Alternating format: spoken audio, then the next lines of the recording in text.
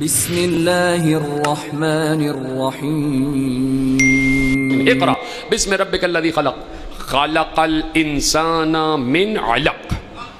ہم نے انسان کو ایک کیڑے سے خلق کیا. اب یہ پروردگار کی قدرت دیکھیے. خلق الانسان من علق. اقرأ وربک الاکرم الذی علم بالقلم. اسی لیے تو میں نے زحمت دی تھی. اتنی مشہور آیت ہے، آپ اس کا ترجمہ جانتے ہیں.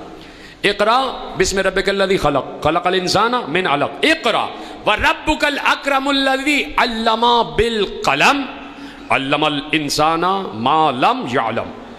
پڑھو اپنے رب کے اس اسم کے ساتھ جس اسم کے ذریعے سے تخلیق ہوئی ہے نا.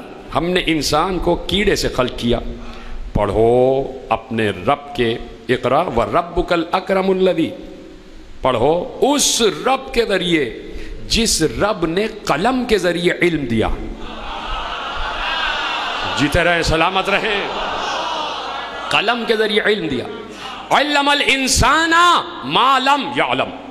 اب یہ وہ منزل ہے، یہ وہ منزل ہے. میں اتنا شکر گزار ہوں آپ کا کہ جیسے آپ سن رہے ہیں. خدا کی قسم جب میں خوش ہو رہا ہوں تو یقیناً آل محمد کتنا خوش ہو رہے ہوں گے جیسے آپ سن رہے ہیں. علم الانسان ما لم یعلم. ہم نے انسان کو وہ علم دیا جو وہ نہیں جانتا تھا. اس کا مطلب ہے انسان کبھی ایسا رہا ہے کہ جو جہل کی منزل پر تھا، جہالت کی منزل پر تھا. اب کون اس منزل تک پہنچے؟ خدا کی قسم کسی نے معصوم سے پوچھا یہاں انسان سے مراد کون ہے؟ یہاں انسان سے مراد کون ہے؟ کہا یہاں، اور یہ بالاتفاق ہے، سنی شیعہ سب نے لکھا. کہا یہاں انسان سے مراد حضرت آدم. یہاں پر مراد آدم سے کہ ہم نے آدم یعنی انسان جو اول انسان ہے، ہم نے اسے وہ علم دیا جو وہ نہیں جانتا تھا. ٹھیک ہے. پچھلی والی آیت کیا کہہ رہی ہے؟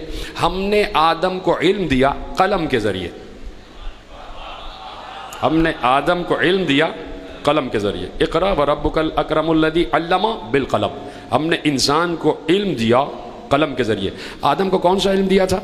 آدم کو ہر اسم کا علم دیا گیا. علم آدم الاسماء کلہا. ہم نے آدم کو کل کے کل اسماء کا علم دے دیا. کس کے ذریعے؟ قلم کے ذریعے. اس کا مطلب ہے آدم سے پہلے قلم کو سارے اسماء کا علم تھا. نہیں نہیں نہیں نہیں، جیتے رہیں آپ، سلامت رہیں. اس کا کیا مطلب ہے؟ آدم سے پہلے قلم کو، بھائی استاد کو معلوم ہوگا تبھی تو شاگرد کو بتائے گا نا. شاگرد سے پہلے استاد کو معلوم ہوتا ہے تبھی وہ شاگرد کو بتاتا ہے. اس کا مطلب یہ ہے. ہم تو آیت سے پوچھ رہے ہیں، ابھی روایت کی طرف تو گئے ہی نہیں. ابھی تو روایت کی طرف گئے ہی نہیں.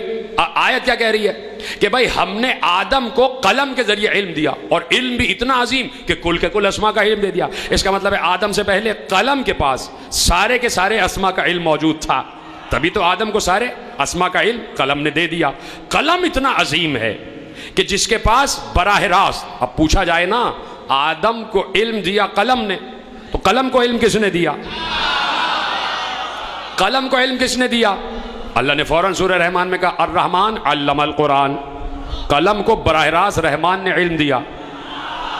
علم القرآن کی منزل کا مطلب یہ ہے جو اول مخلوق ہے، اور اول مخلوق قلم بھی ہے، لوح بھی ہے، نور بھی ہے، روح بھی ہے، عقل بھی ہے.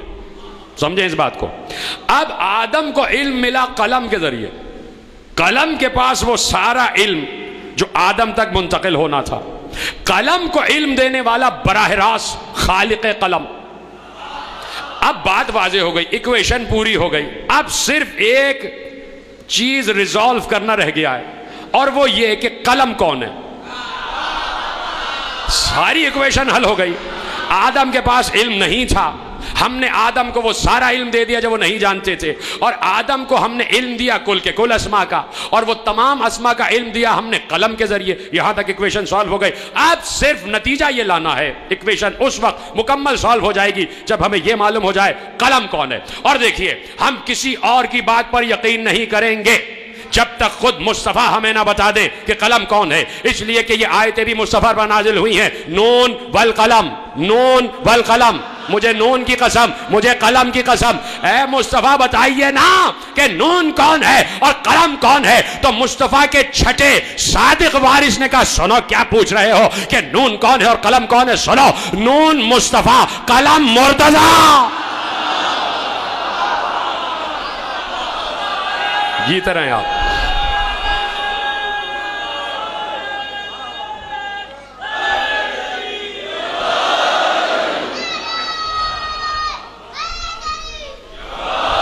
خدا آپ کو خوش رکھے.